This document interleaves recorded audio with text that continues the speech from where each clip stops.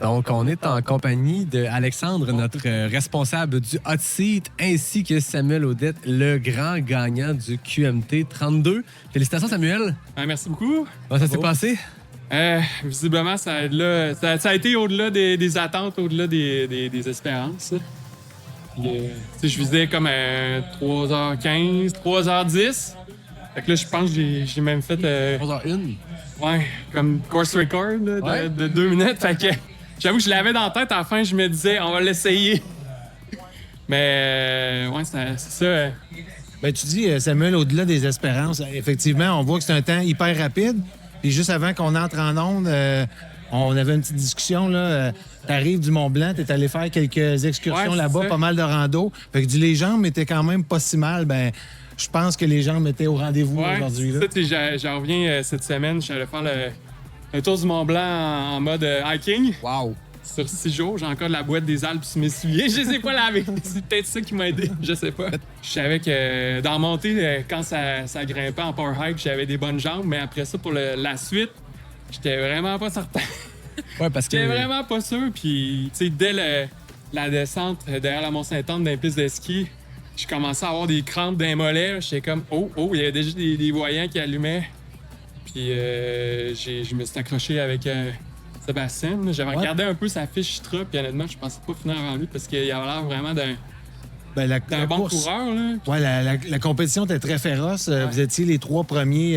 Je pense que probablement qu'il y a eu des changements de position durant la course. Ouais, c'est ça. Brandon, il était vraiment... il m'a sommé dans les 2 descentes du mont. Lui, il roulait là, dans les descentes. Moi, c'est pas vraiment ma tasse de thé. Je préfère grimper.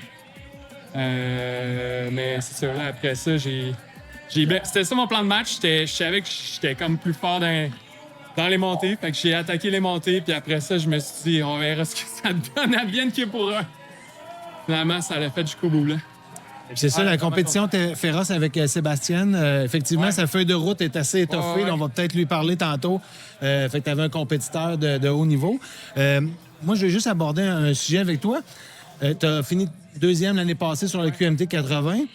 Tu as commencé la course en sentier, le trail, un peu comme par hasard. Tu étais un gars de vélo de montagne. Oui, je suis un gars de vélo de montagne. Ma première course, ça fait une dizaine d'années. Je pense que c'était bon vieux X-Trail à Sutton là, en 2014. Fait que ça fait une dizaine d'années là, que je fais pas beaucoup de courses par année, mais j'ai choisi...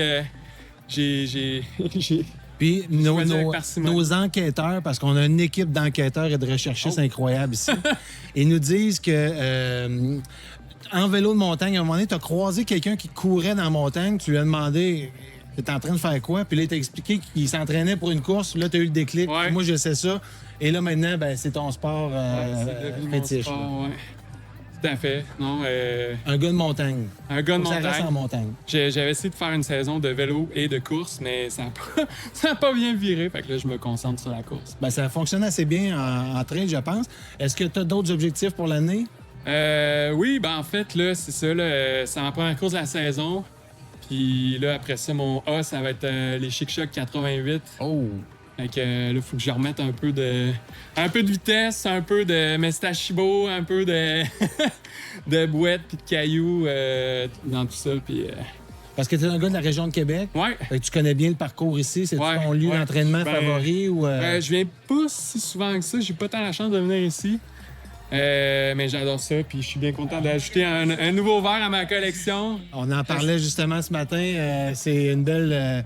ça devient une collection, ça devient un rendez-vous annuel pour ne pas manquer une année de finisher. Donc, bravo Samuel. Oui, merci beaucoup. Puis, le 32, c'était vraiment... En tout cas, c'était un beau parcours. J'ai bien aimé ça. Ben super. Fait qu'au plaisir de te revoir l'année prochaine pour défendre ton titre. Merci. Félicitations, Samuel.